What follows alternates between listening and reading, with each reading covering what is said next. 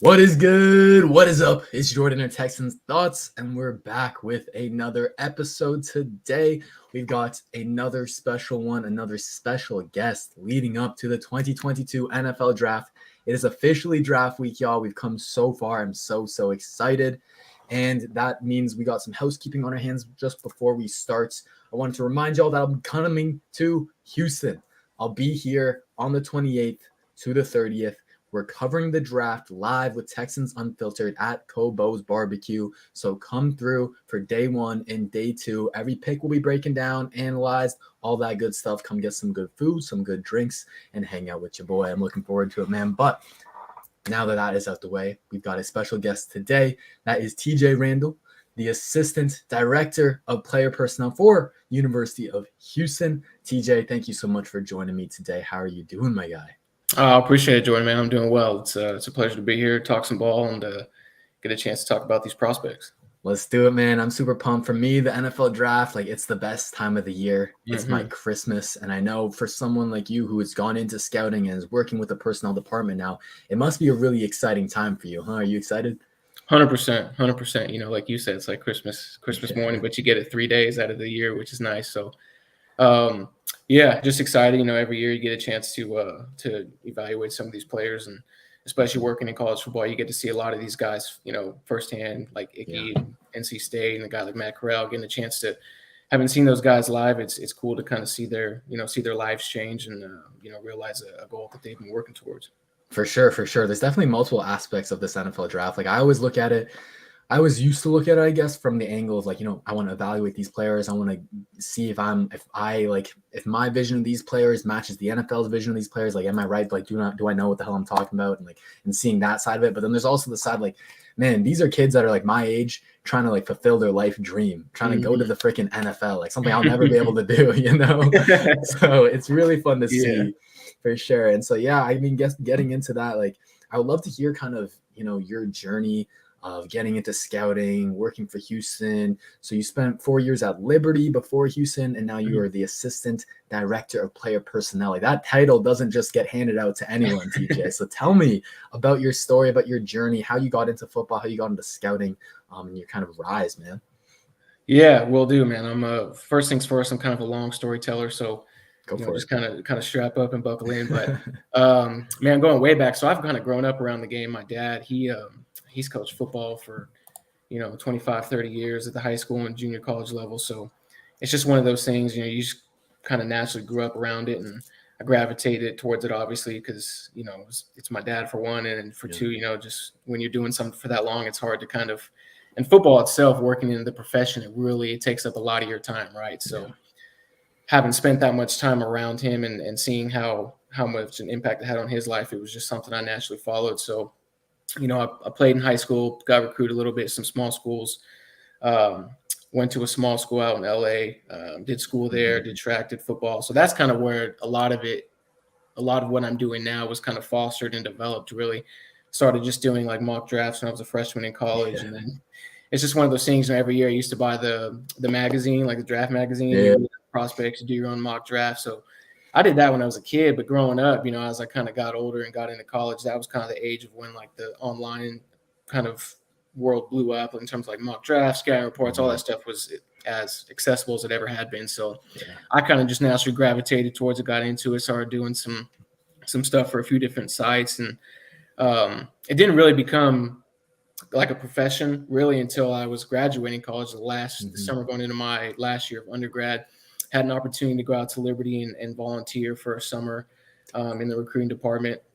Did that, had a great time. I was only there for about a month, but I learned so much. And just being around football, it didn't really matter what you were doing. It was fun, and it was a unique experience. So came back to school, finished my last year of undergrad. When I graduated, had an opportunity to join them as a graduate assistant in operations in 2018. And so since from there, I just kind of, tried to work hard and, do my thing and try to prove my worth, so to speak. So for sure, where I am now, I guess. That's awesome. That's awesome, man. So yeah, I saw some of your stuff. Like you mentioned, you kind of started getting into the writing aspect of it and just kind of putting your work out there. I saw like it's like, I think it's called Tampa 2, that website. And it was funny looking through all your previous draft guides and breaking down these schemes. And I'm like, damn, like this is basically like what I'm trying to do. And like I see you as a perfect role model of someone that can take this kind of like unconventional path, go through like kind of the media side of it and build up your resume that way, and then boom, get into the football world. Because that's honestly my dream. I would love to be like an NFL scout one day and like take that route through college and you know, like you said, like better yourself and just keep improving every single day, man. So it's an inspiration to hear your story and know that, you know, it's possible. And that's what I would preach to everyone else who's kind of listening to this, man. It's just, you find your passion, you know what you're going to put in, you know, you're going to put in like 110% work into whatever your passion is. Like, just go pursue that no matter what it is. And the riches will come. They will 100%, come. 100%. Yeah. So that's awesome to see, man. Shout out to everyone in the YouTube chat. Shout out to Alpha, Ryan, Primetime Bari, Giovanni's here, my guy. I will put in the address in the link for Kobo's for sure. 1 second. What's up, Beige? Money Matt's here. Shout out to you guys. But dude, honestly, hearing about your journey is really great to hear, to see that like people can do it, man. It's possible. Because everyone always tells you like it's so hard to, you know, get into the football world, to break into it, but you've done it, and so that's awesome, and you're only going to keep rising, so I'm happy for you, man. But tell me about, now you've joined University of Houston in March, correct? That's correct. Yeah. How has that been? How's that transition been from Liberty to Houston? What's been different in terms of the football program? And then we'll get into, we talked about it a little bit early, but we'll get into kind of just the city and living in Houston as well. So first of all, like kind of what's been different about the football program for you? Yeah, so it's you know, leaving Liberty for me was kind of tough, because obviously I'd been there for a number of years, and the connections I'd made, and you know, the people I've gotten to know.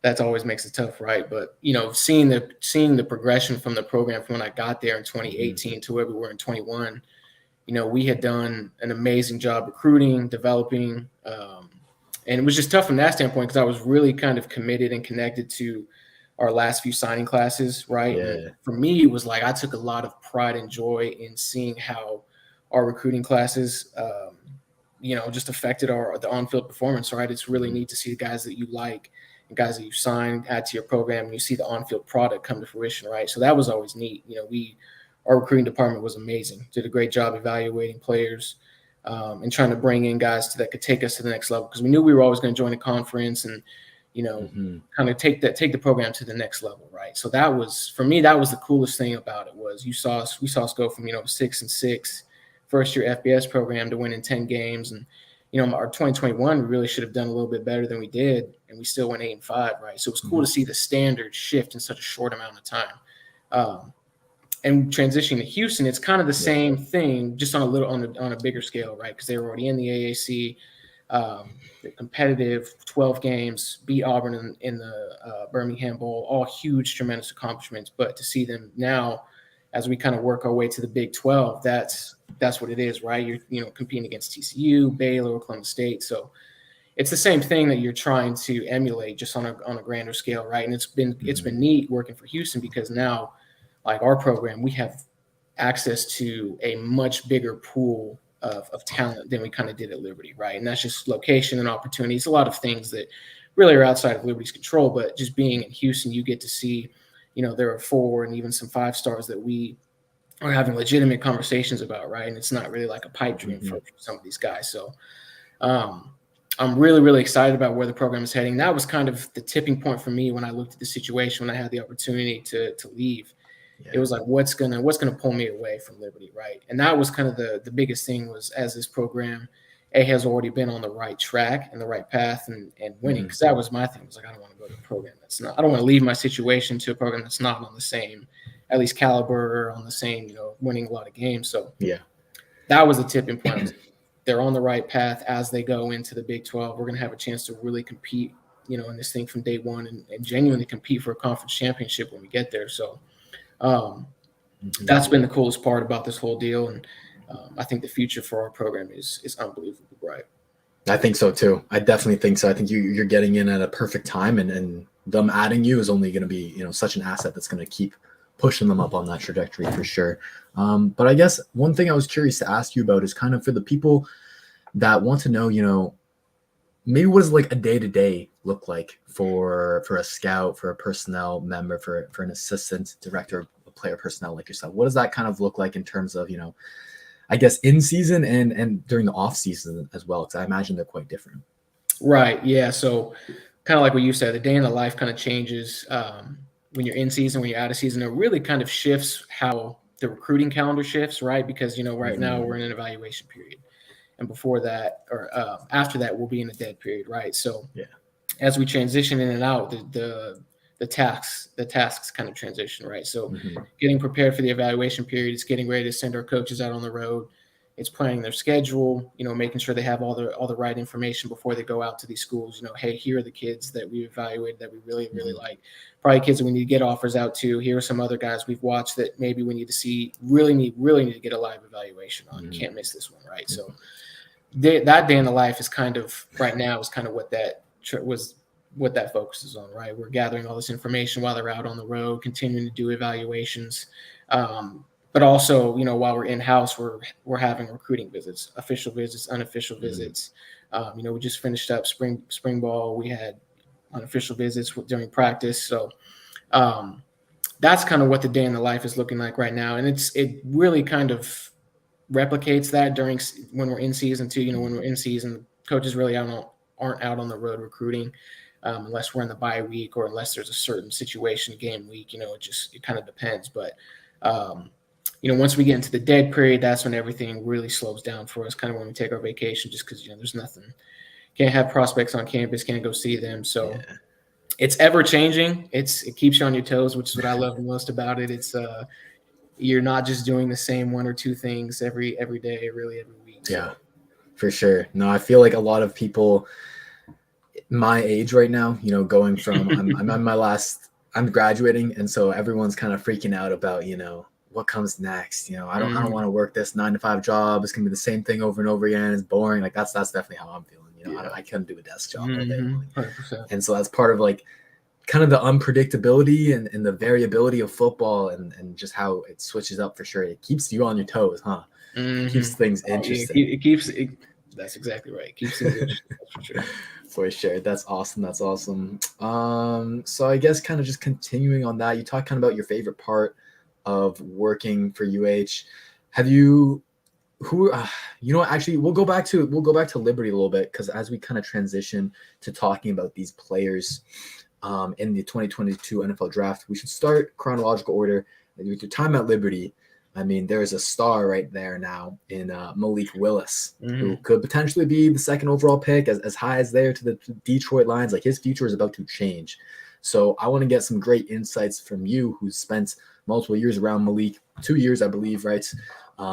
What is your kind of take on Malik Willis? We'll start with as a person, and then we'll get into as a player.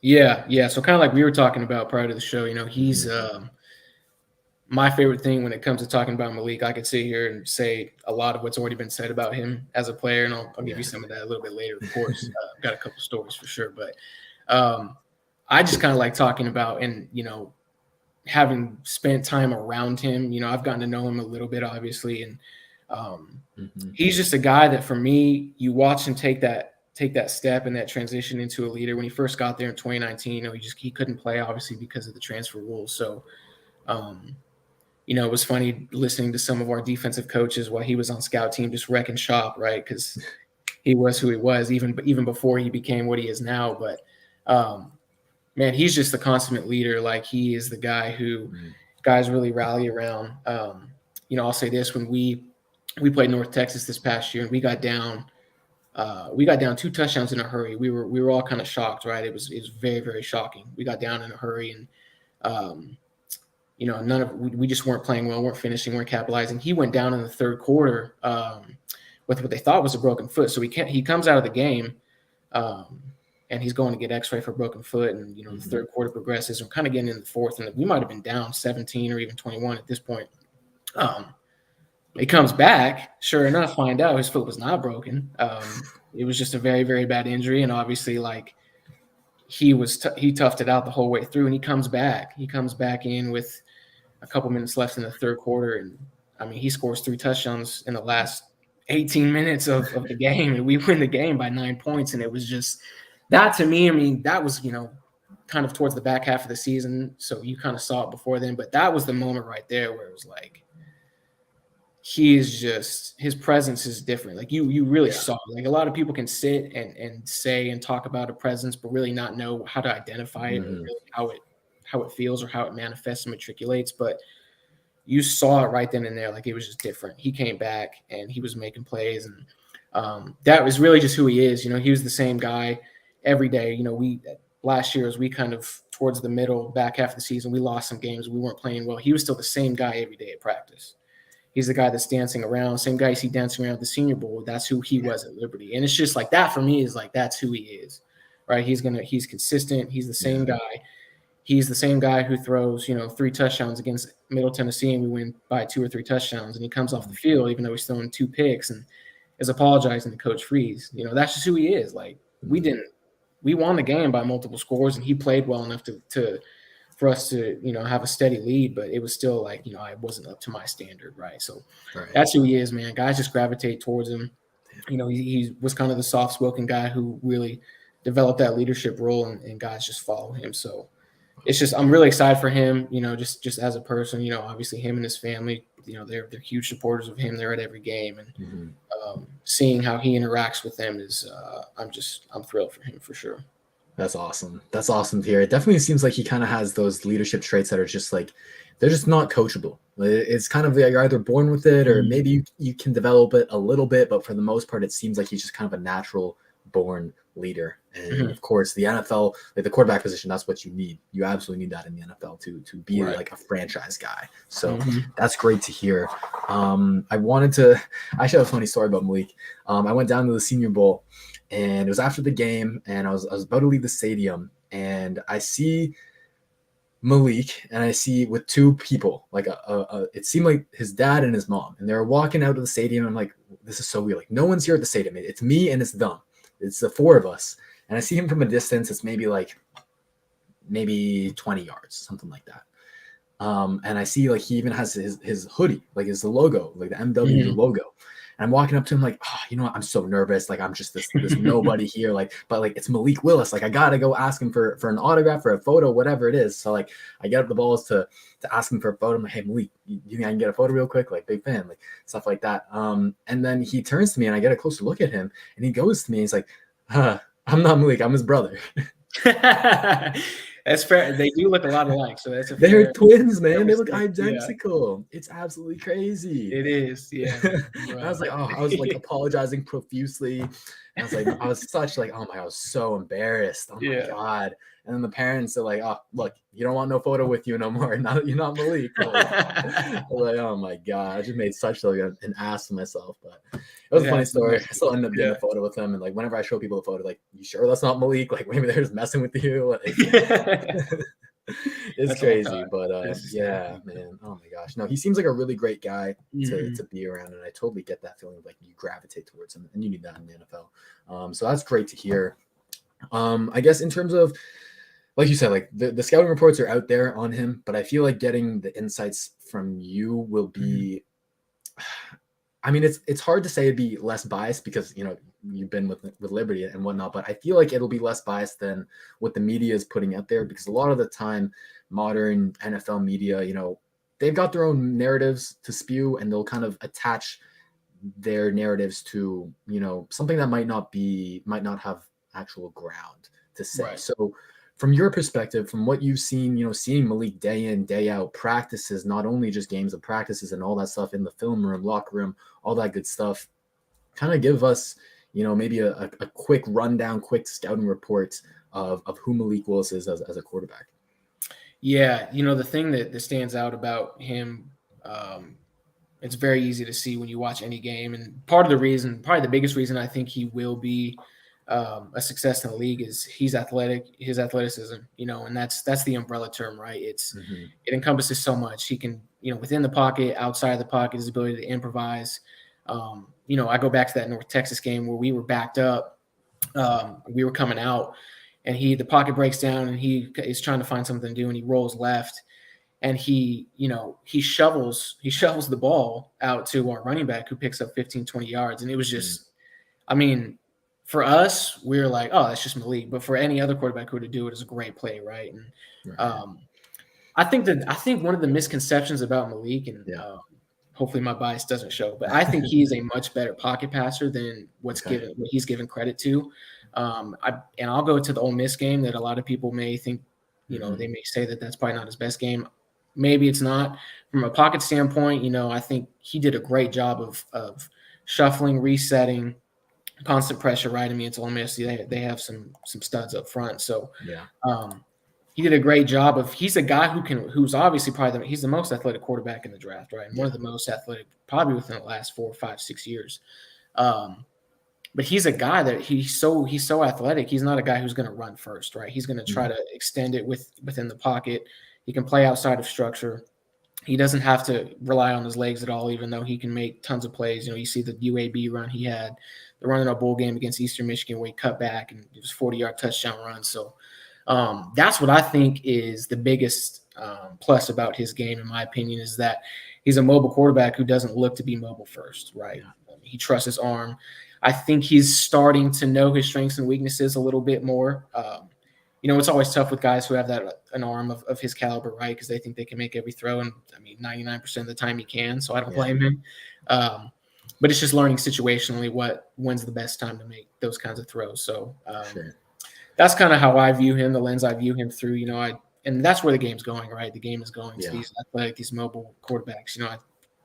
They kind of compare him and Josh Allen. They talk about him in the same breath. And, I think that's somewhat fair. Josh Allen is a little bit bigger than Malik. But nonetheless, that's where the game's going, right? That's his skill set. He's not the sum of his parts yet, but I think he's a lot closer than maybe some people think. And again, I just think he's going to be a good pocket passer earlier than most people would expect.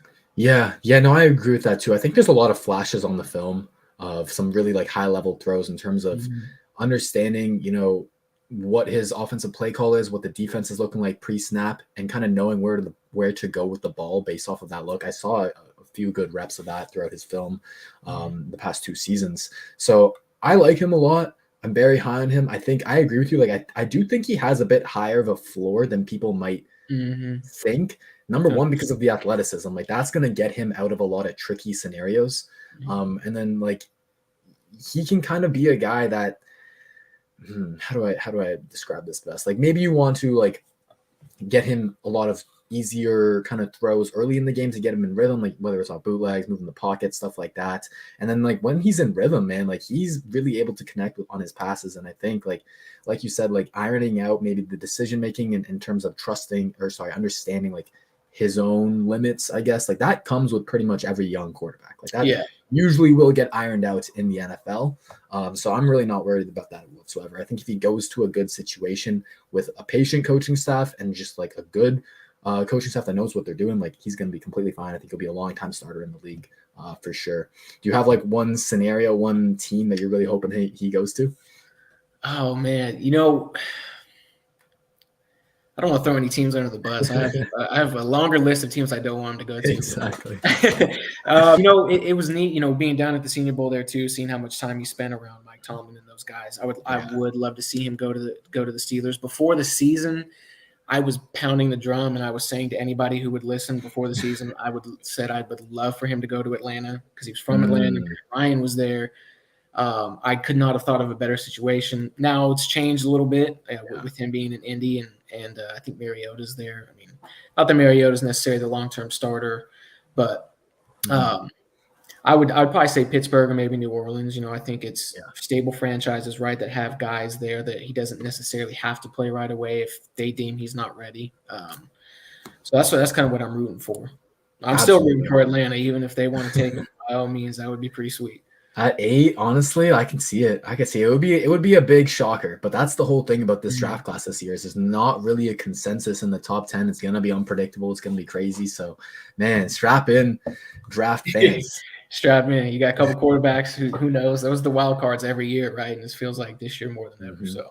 Absolutely, man. I'm not even gonna ask you to kind of predict stuff like that. It's just gonna be crazy, dude. That's the fun part.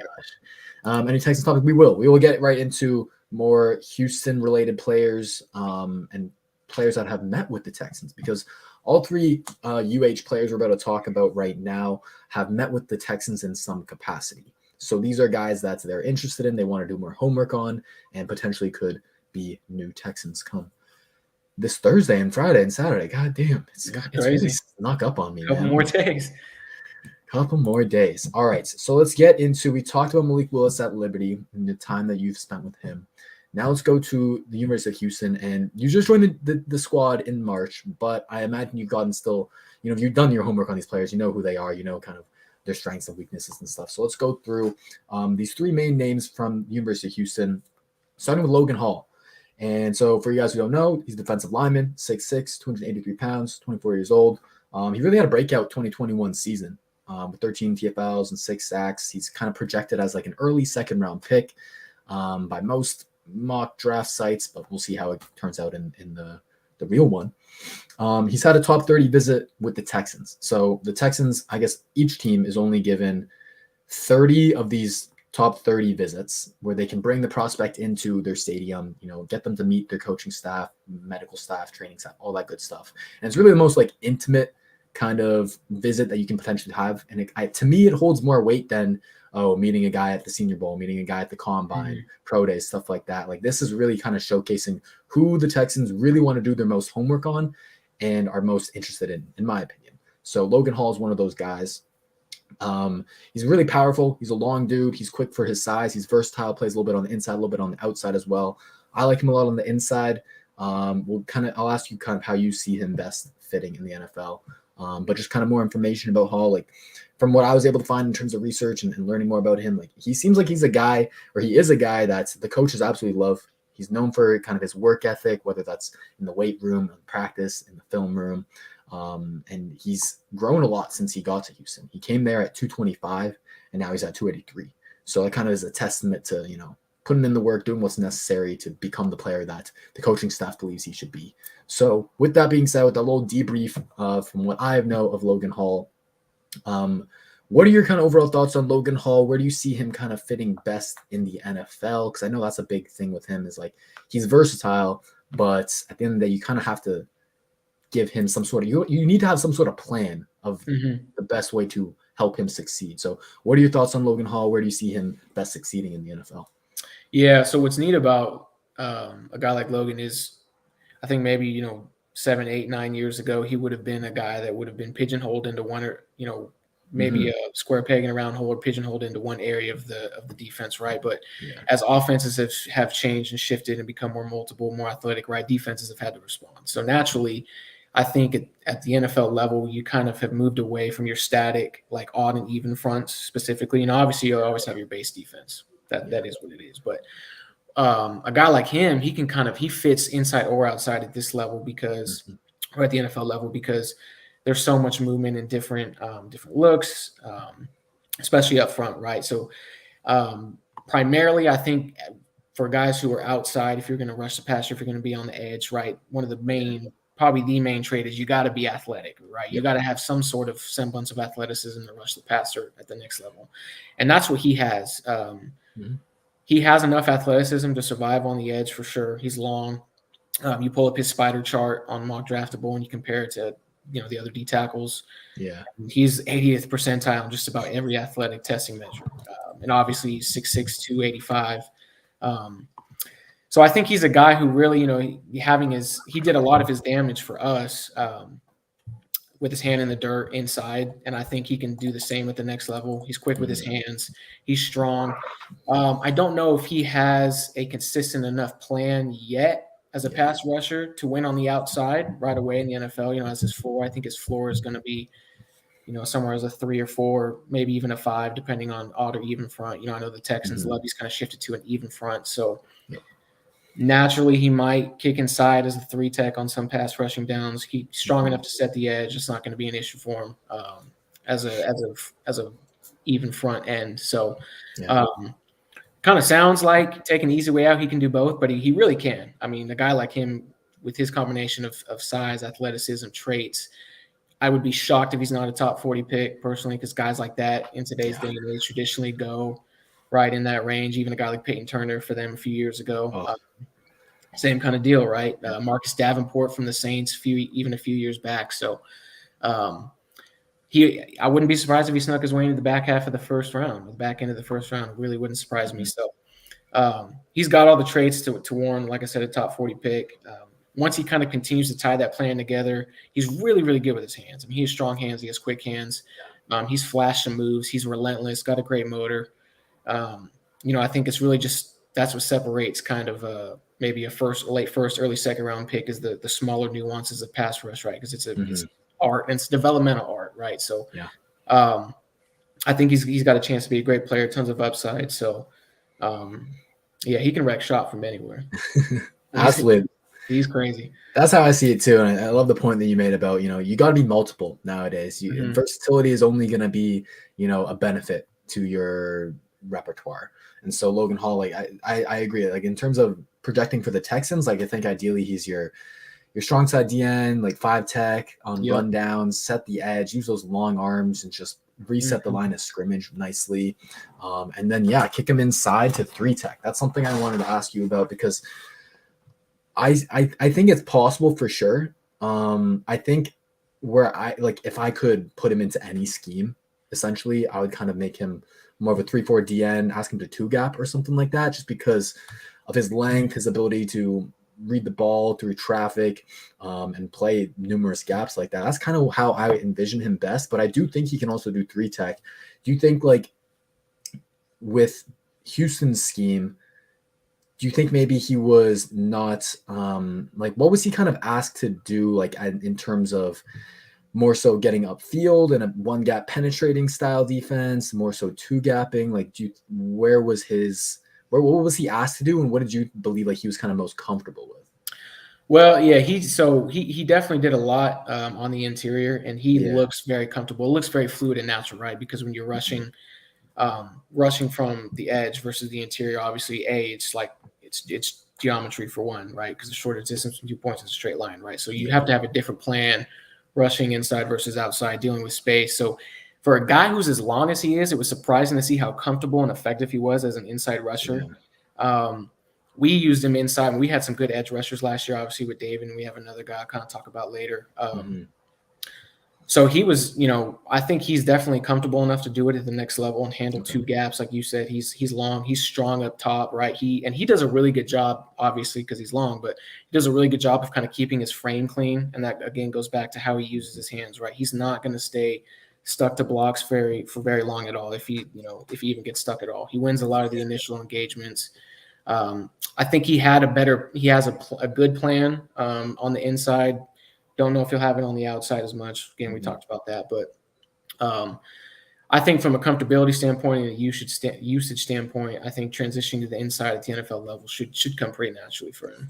Yeah, I think so too. And I think, like you said, with the hands, that is such a he might not be as refined in terms of the pass rush plan on the edge, like you said, but I think because of how well-rounded his hands are, every aspect of it, when I look at hand usage, I look at hand timing, hand placement, and hand power. Those are kind of the main 3 things I look at. And he's got them all. He's got his punch well. He knows his aiming points really well. And then, man, he packs some power. He packs some power for sure in his punch. And so, I like him a lot as an interior guy, especially just to, as a run defender, I think he'll be absolutely great. I have no questions whatsoever about that. And I think as a pass rusher, like you said, that's kind of the main thing on him is it's a little bit more of a projection, but I think he can be a hell of a pocket collapser, man. I really think he can. Just the super long arms. He can get low. I think he can he's really good at getting low and maintaining his leverage as a run defender. I think he can improve a bit more as a pass rusher, but he can get there where he can collapse the pocket real well, drive his legs. And he's also got some moves on him, man. It'll come and go. It's a little bit more flashes than it is consistent, but he's got some moves on him. I was just gonna say he's really, really close. He's really, really close, right? And again, that probably is what would separate him being a bona fide first round pick versus if he's picked 37, 38, whatever. But he is really, really close, right? He is not the sum of his parts yet, but he's gonna figure it out. And he's athletic, right? He's athletic for his size to athleticism ratio is off the charts, right? And so every team's going to be enamored by that, and that's what those guys get paid to do is to coach that up and maximize that, maximize their traits. So he's really, really close. I think he's going to find a way to that's the other thing too, is as a pass rusher, he finds a way, right? So it's really, really tough to be an effective NFL pass rusher if you don't have a plan B or even like a plan C, right? And you can see it with him. Like if his plan A, if he's going to soften the edge and be an upfield one gap rusher, right? And if it doesn't work, he has the motor, he has the hands, he's going to find a way to, get to the quarterback. Again, sacks are kind of sack is a convoluted stat, in my opinion. It's really kind of more about just generating pressure. Now, sack, you want to be able to generate sacks because that means you can finish plays, but pressures are just as equally as important. And that's where I think he still finds a way. He's really close. He's going to be. I think he's got a lot of upside. Definitely. And I love your point about pressures because everyone will like to just go to a box score and see their stat numbers and just that's how you decide if a player is good or not. Right. It's really not always that because things like pressures aren't going to show up in the box score all the time. And so you got to actually watch the games and see, man, is this guy actually making an impact? And I think you see that every single game with Logan Hall. Like there's not really there was none of the games that I watched from him where like he disappeared. Right. So I think he's someone who's always going to consistently make an impact, whether it shows up in the box score or not.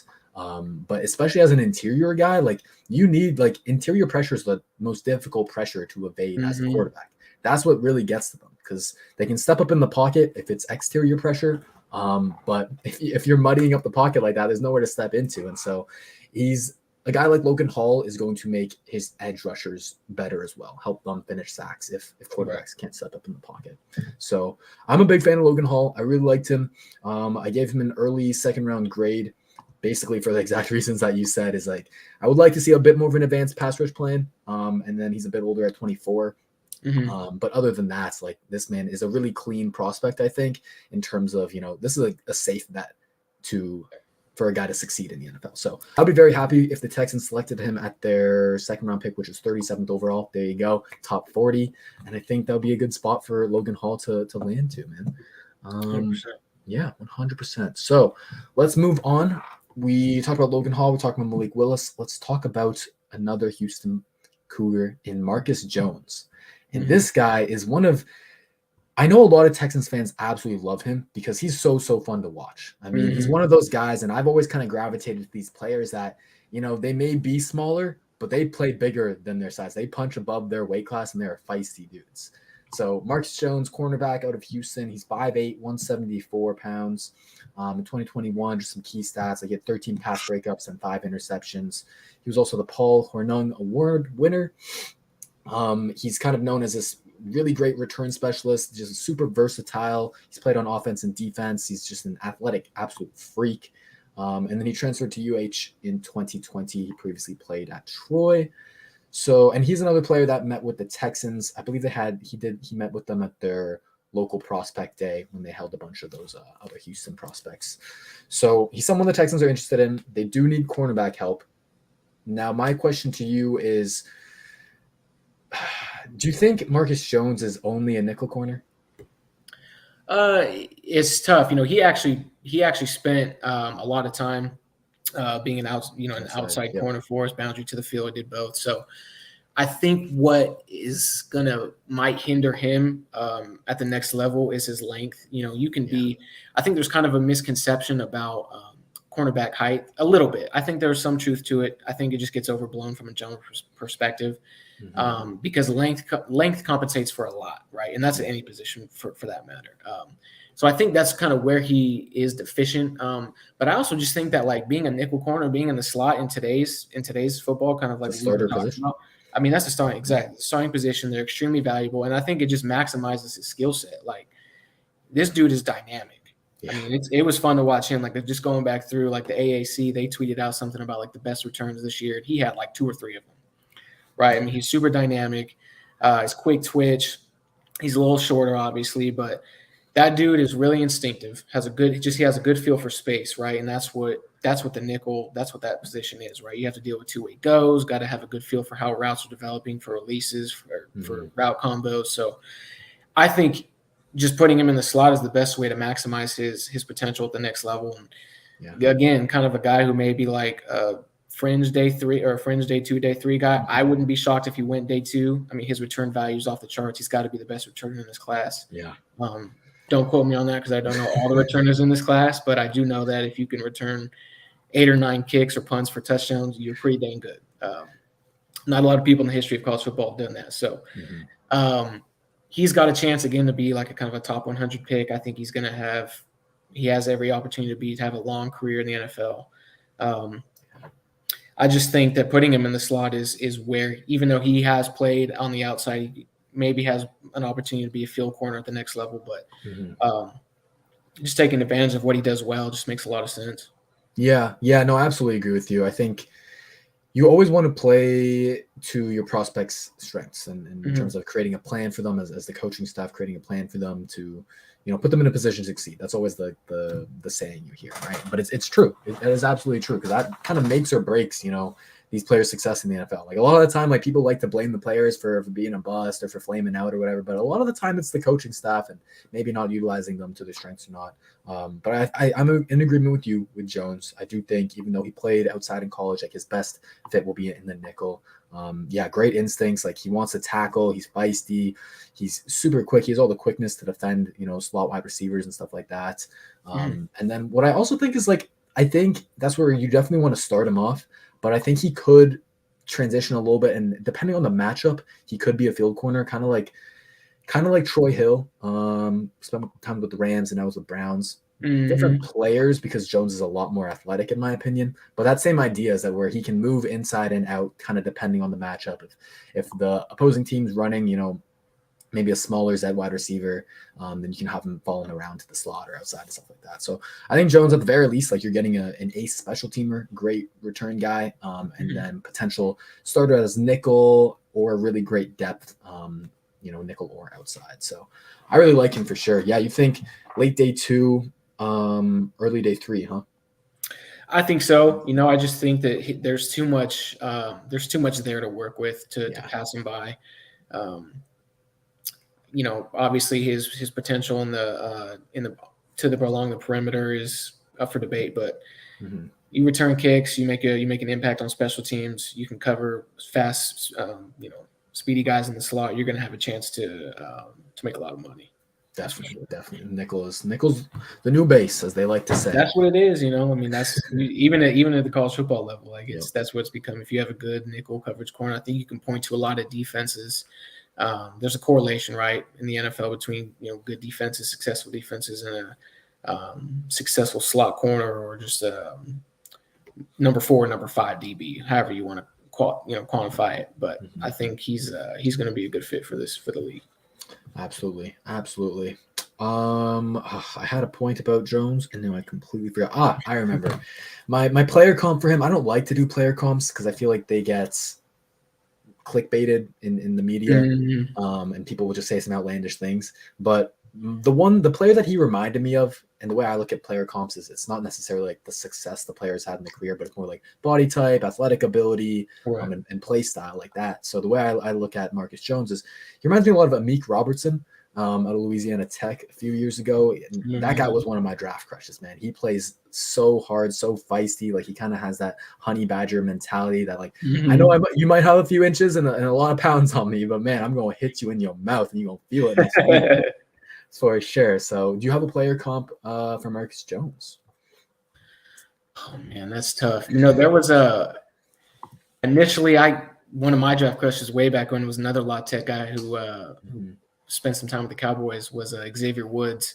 Yes. He was a guy that I loved. Like, my grade on him, I think, was 2 rounds higher than where he actually went, and he enjoyed some success. But I think it's the same kind of thought, right? They may not be the same player. The comparison from like what we are talking about may not necessarily be the same, but I think the result of their careers are going to mirror each other, right? It's a guy who will probably be drafted later than maybe he should have gone, but he's going to find a way to succeed in the league because he has all the right tools. He has the right traits, especially for Marcus. He's not a guy that is going to be pigeonholed into man or zone coverage, right? And it's kind of what the Texans seem like they like to do. They run a lot of zone, a lot of 2 and 3, single high. They're going to move it around a little bit, but he's a guy that has the traits to play man, to play zone.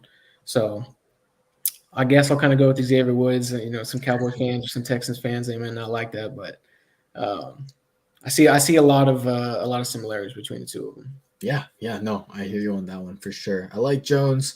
I think for the Texans in particular, nickel corner we have more of a need on the outside corner than the nickel corner. We got really good play out of Tavier Thomas last year, one of the more underrated players in the league. So I wouldn't like bet money on the Texans like drafting Marcus Jones. Like I think it's a lot more likely that they would go after Logan Hall than Marcus Jones because there's a bigger need there on the defensive line.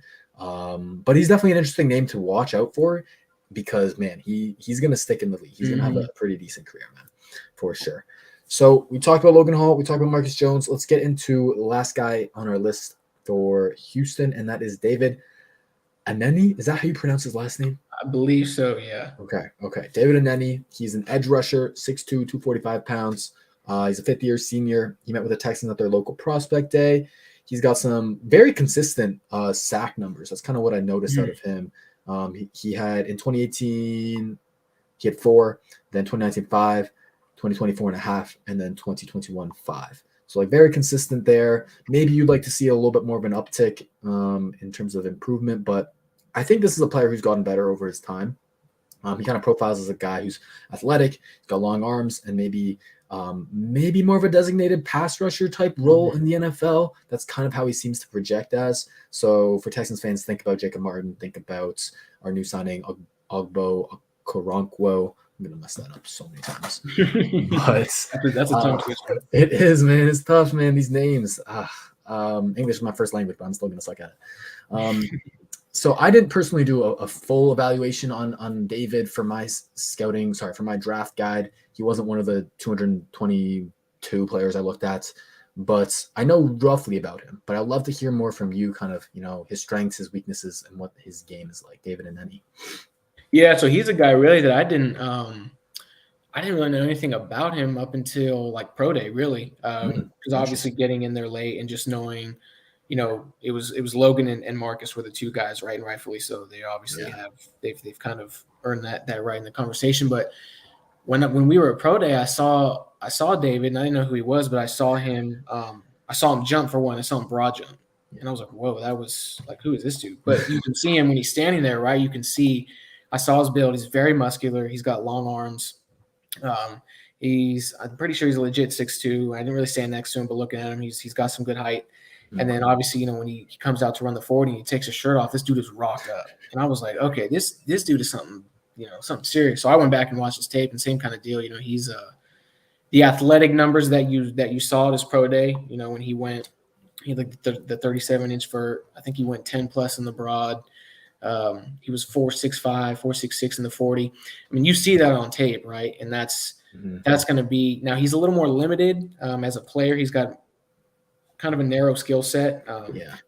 Like you said, it's going to be kind of a DPR role, I think, is what his floor is going to be. But, man, those guys find a way, like I think of a Josh Uche, who was drafted a year or two. Same kind of deal. He was now they moved him around a little bit more, so the utilization's different. But from an athleticism standpoint, I think that's where he's going to have very poor. I thought, he tested. It's just the size. It's just the size was very poor. But like you said, like the explosiveness is elite. The speed, like a good 40. Didn't do the agility too well, but the explosiveness, and that matches on tape. And it's so important for those edge rushers, right, to have that get off. So no, sorry, continue. No, same deal. I mean, you see it show up on tape, right? The explosiveness that you see it in his first step. He's violent up the arc. He's got a lot of speed. The tackles, they have to be respective of his speed, right? And I think that's where he's really going to find a way to carve out a nice role in the NFL. Is those guys who can sell speed. A lot of guys can speed rush up the arc. What separates them is, that inside counter if the speed rush gets taken away, because those tackles in the NFL are actually really good. So he has flashes of an inside counter. That's, it's a tough thing to develop, and it doesn't happen overnight. So, I think a stand-up edge rusher, probably an odd front, is going to be where he thrives, kind of a role that we used him in last year. But just along the edge in general, he's going to win. He's got long arms, especially relative to his height. So defends the run well, strong, explosive, powerful. I think, the opinions on where he gets drafted might be a little varied. Again, all bias aside, I would be surprised if he weren't drafted, right? Because it's always bet on athleticism, especially in pass rushers. And especially him too. He's been efficient with his snaps, right? He may not have as many pass rush opportunities as some of the other guys in this class, but he's shown he can make the most of it. So if you're athletic and you know how to get after the quarterback, you're going to have a chance to get drafted for sure. So he's probably like, he may be like a 5th or 6th round guy. Wouldn't be surprised if he went higher. He's the wild card though, for sure. And he's got a lot of upside.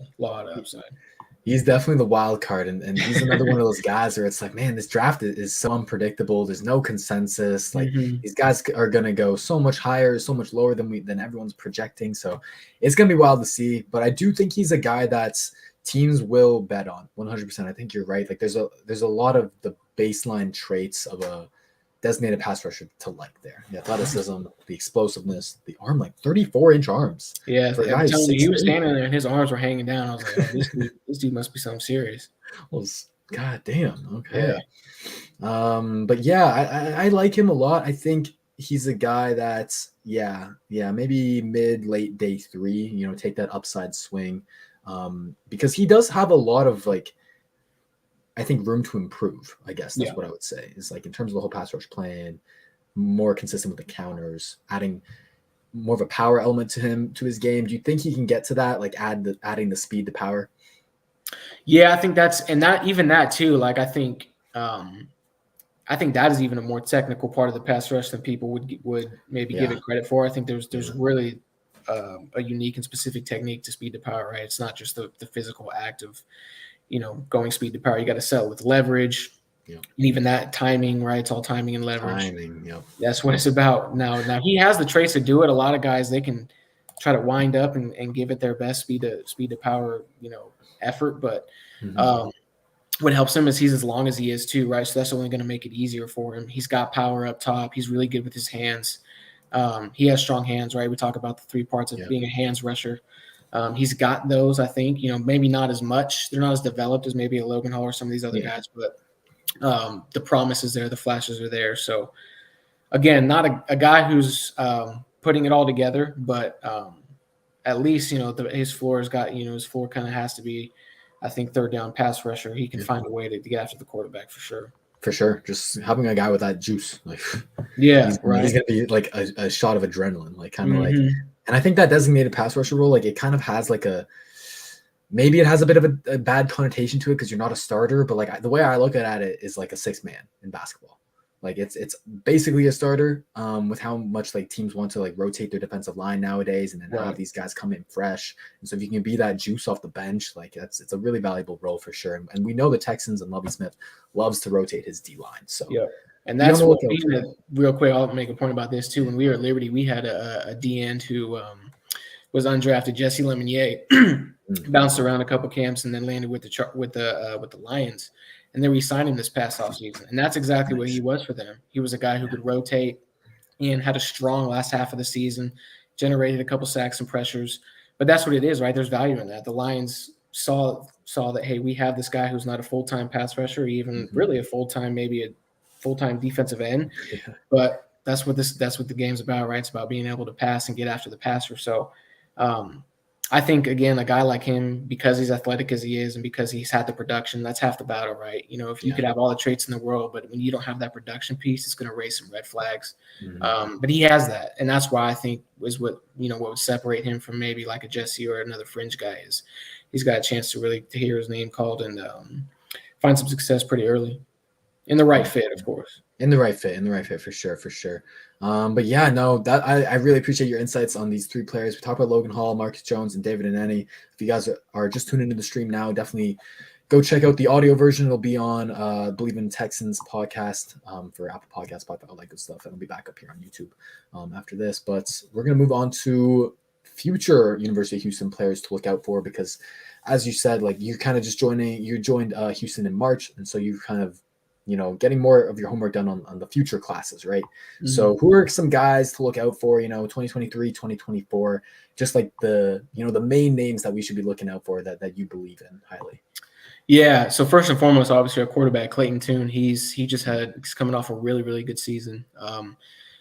Kind of monitoring, I haven't really seen all the tape from before 2021, but looking at his production, you can it mirrors the steps that he's taken in his progression, right? And even watching him now, tremendous leader, has a great command of our offense, knows where to go with the ball. I think he's going to have a heck of a shot to get drafted next year. The guy he's throwing the ball to, I can't rave about this dude enough. Tank Dell, if you guys have not seen him, turn his tape on.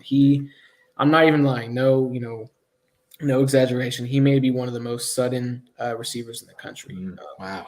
He's thin. He's pretty skinny, but he is incredibly athletic, incredibly sudden, explosive, knows how to get open, and he plays a lot bigger than he is, right? That's kind of the thing that's, I think, most impressive about him is he's a little slight in the frame, but he's not afraid to go up over the middle. He catches everything thrown his way. He's acrobatic, play inside, outside. I don't know if he'll be a first-round pick, but, I mean, we'll be having that discussion, I think, this time next year. I wouldn't be surprised if he developed into that type of player, at least, a top 40, top 50 guy. He's got tremendous opportunity. A little under the radar, too. There's a lot of good receivers coming back. I think he's got to be in the top 10 of those guys coming back. Nice. Other side of the ball, we have another edge rusher, Derek Parrish, rocked up. Dude is muscular as they come. Yeah. He's had some good production over the years, put together a pretty good year last year. He's going to be a guy to watch and look out for. It'll be exciting to see him. And then opposite him, we have another DeAnthony Jones, again, coming off another good year. Big, thick, strong, competitive, physical, good motor, gets after the quarterback. Both of those guys bookending each other is going to be huge for us. And I think they're going to have, again, this time next year, I think we're going to be having this discussion about all four of those guys. Awesome. Dude, I appreciate that. The wide receiver you mentioned, so it's Tate Dell? How do you pronounce it? Tank Dell, yeah, T-A-N-K. That's not his real name, but that's, that's obviously what we call him. For sure. He kind of, the way you were at first describing him, like super sudden and athletic, like I was like, oh, this is like Marquez Stevenson. Yeah. But then you kind of said like, oh man, he's got the toughness. He can go over the middle. Like he's got the strong hands. Like I guess it was a different picture, but like it might be too early in kind of his stage of development and career. But if you were to give him kind of a player comp, could you throw one out there for us? That's a good one. I'm kind of on the spot here. No, sorry. It's just like he seemed. No, like that's okay. Really that's okay. Excited me, and I was like, damn, I want to know more about him. I'm gonna go watch this film later tonight. But if you can't think of one, no worries whatsoever. The way you're describing him, I felt like Marquez Stevenson. But if you got anyone for us, let us know. If not, no worries, man. Yeah, I'd love to say Tyreek Hill, but he's in a class of his own. I'd love to. But that general idea of that super athletic, like, but then underrated hands as well. Like, okay. Yeah, Tank. Now, people are going to hear that, and they're definitely going to raise some eyebrows. Tyreek Hill is obviously one of the fastest, if not the fastest players in the NFL. Tank, he's quicker than he is fast, but he finds ways to get open. I saw him. I tell anybody this story when we were in spring practice a few weeks ago. He made this catch on the sideline. He was running full speed, right, and he was tracking the ball, and he's about to make the catch. And the sideline's maybe 3, 4, 5 yards from him, and he hasn't made the catch yet. So he's about to make the catch, and he stops. I mean, when we say stop on a dime, he literally stopped on a dime, right, which is tough enough to do as it is. But then to transition out of that, usually guys have to gather, kind of take some control and some pause, and then go. No. He made the catch and transition straight up the field in an instant. So that was when. I mean, if you haven't seen him already, turn on their bowl game against Auburn. That's where I came to know him even before I started working. For them, just watching him tear up Auburn, going to be a great player. That's awesome, man. Yeah, that quick change of direction ability, like, it seems like he's going to be a great yak guy. Like, if he can 100%. transition from catching to running like that. Yeah, and his ability, what's really neat about that, too, is he can sell vertical. He can sell stem, press outside, cut it underneath, inside. I mean, he's got, the head. He's got good head tilts. Stick his foot in the ground and go. So he's going to be fun. Nice. Awesome. Okay, we'll get to learn more about those players in this next year, looking out in the next draft classes. But I guess I want to loop back to 2022 really quickly. We'll finish this off with just some rapid fire questions, talking about the 2022 class and maybe just some random superlatives, really. So starting it off, who is your favorite defensive player in the 2022 class? Oh, my favorite player. We played Coastal when I was at Liberty. We played Coastal in the bowl game in 2020, and they have the DN Hunter and Jeffrey. He's real deal Holyfield. Now not to say that I thought he wasn't as good as he was billed to be, but he's he's going to be a really good football player. I think he's got a real good shot to make it in at the next level. Yes. I love Sauce Gardner. I mean, everybody does, but Jeffrey Gunner, man. If you guys haven't seen him, check him out. He's kind of the whole package, really. Mm-hmm. No, I absolutely love him. I thought he's one of the more underrated players. So I'm so glad you brought up his name. He's 6'4", 258.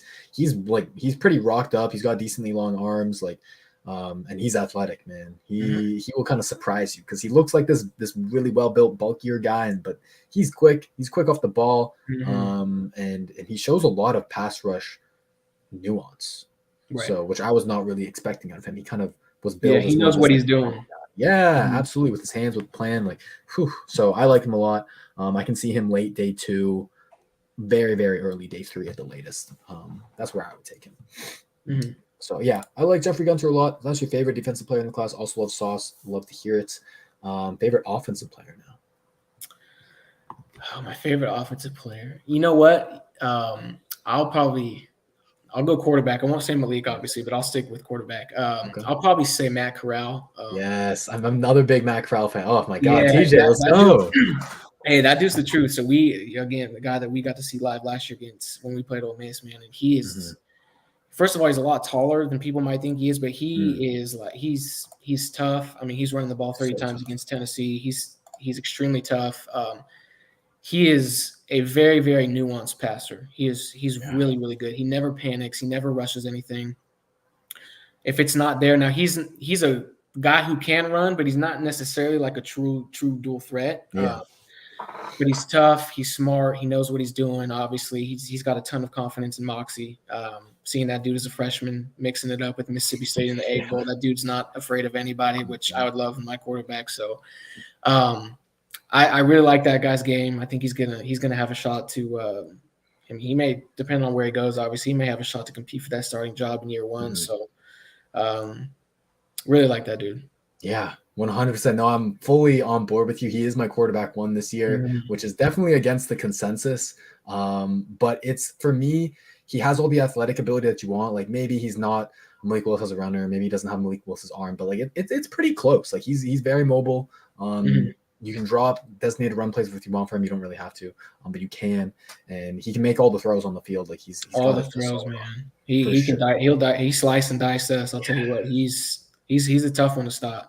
Yeah, and I think he showed this year, going from 2020 to 21, like everyone was making such a big deal of his 14 interceptions in 2020, right? That's a crazy number because I think he had 6 in one game or something. Oh yeah, decision making got a lot better. Yeah, it got a lot better. That's exactly what I was getting at. He dropped it down to 4 interceptions, and he showed that he can be a lot more, surgical with the ball. Like with Lane Kiffin's offense, they went real RPO heavy, and then he consistently made those simple reads, and was able to really.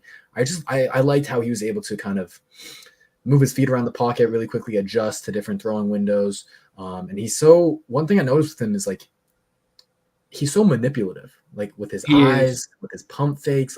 He knows how to fool the defense, man. And so I think there's a lot of things that, the intangibles that you mentioned as well, there's a lot of things that you just can't coach up, that he already possesses. And so it's damn, if I can add more coaching and more development to what he already has, dude, I'm getting the star here. Yeah, so, he's going to do some things.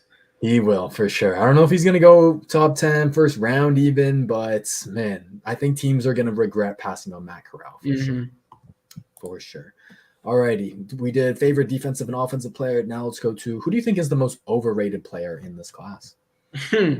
Most overrated. All right. No shots, obviously. Nothing personal. I would say Sam Howell, personally. Dude, are you reading my brain? God damn, TJ. So, I mean, first of all, from just on the field, right? Obviously, when he lost his best players, you kind of got a better look at who he was as a player. Comparatively, if you would have put, a guy like Malik around who North Carolina had, I think Malik would have far outperformed what Sam Howell put, right? And then I think the biggest thing for me was when we went to the Senior Bowl and watching him throw live, it just wasn't impressive.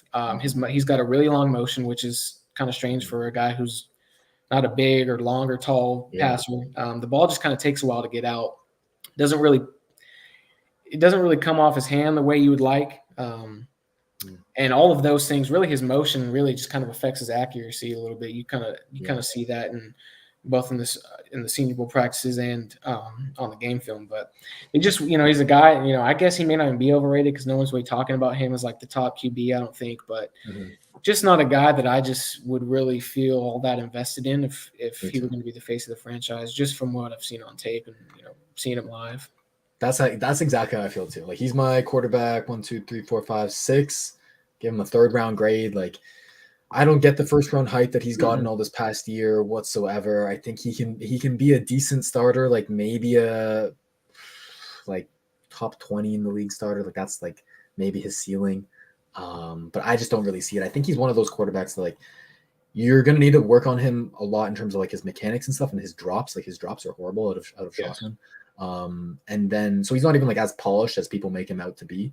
And then he doesn't even have that high of a ceiling because I think like the arm, like it's fine. It can make old throws, but it's not that great. Like athleticism, like it's solid. But he had a lot of trouble like evading multiple defenders and making up for a bad offensive line. I don't think he's going to be that type of guy like Malik Willis can. So yeah, I'm with you on Sam Howell. I think that's a good name too. Maybe not most overrated, but like he's one of the more overrated players in this class for sure. Okay, on the opposite end of this, who's the most underrated player in this class? Most underrated.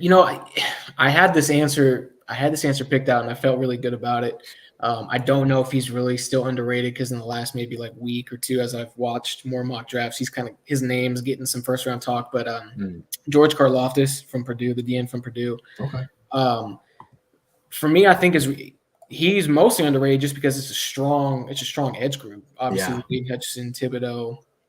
All the rest of those guys, the Jermaine Johnson, Travon Walker, all 4 of those guys are really, really good pass rushers and really good players as a whole, right? So he's just naturally gets forgotten about from that standpoint. But for me, he's extremely athletic relative to his size. I mean, he was a 38-inch vert. He was 4'3" in the shuttle at 6'4", 266. Like those are numbers that just scream NFL success, right?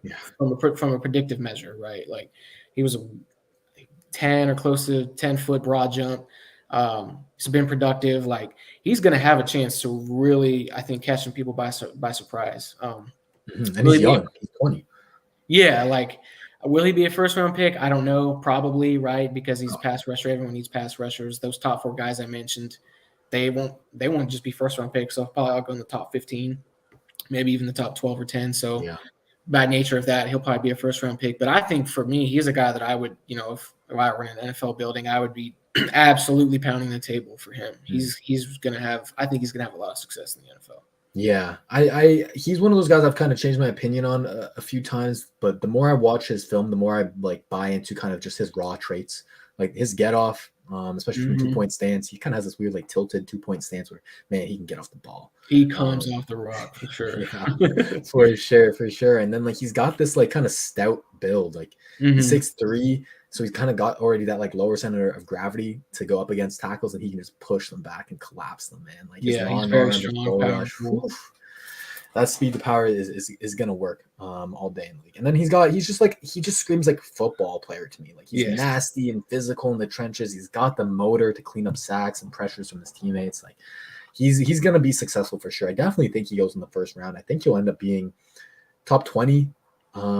Maybe top 15 even. I do think that the NFL should be higher on him than, maybe draft Twitter is or whatever. But yeah, man, it's crazy the edge class this year. Holy. Yeah, it's not, and that's the thing about it too for him is like you could probably pick any one of the non-top 4 like DNs or edge rushers, right? Because it's a pretty stacked class. The kid from Minnesota is really good. The other Georgia guy, of course, they got players everywhere, but just guys who are kind of forgotten about.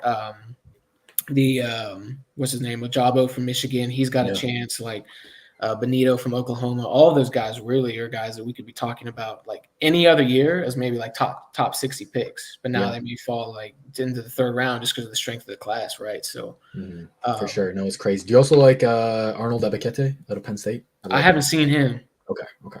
But that's gonna be the next guy I watch. Lord knows they always have edge rushers.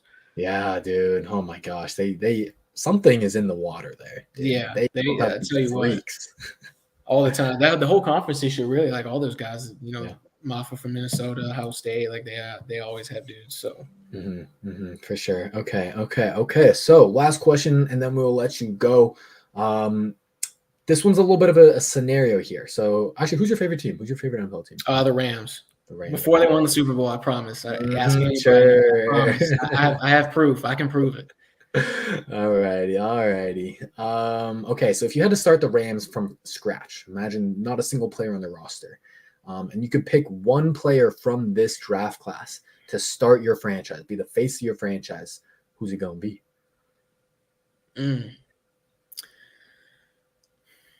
For the sake of the exercise, I won't say Malik. I would, obviously he's a quarterback and he has the best upside in the class, so naturally he would be my pick. But I'll give a little love to Kayvon Thibodeau. He would probably be start. I think he's going to be.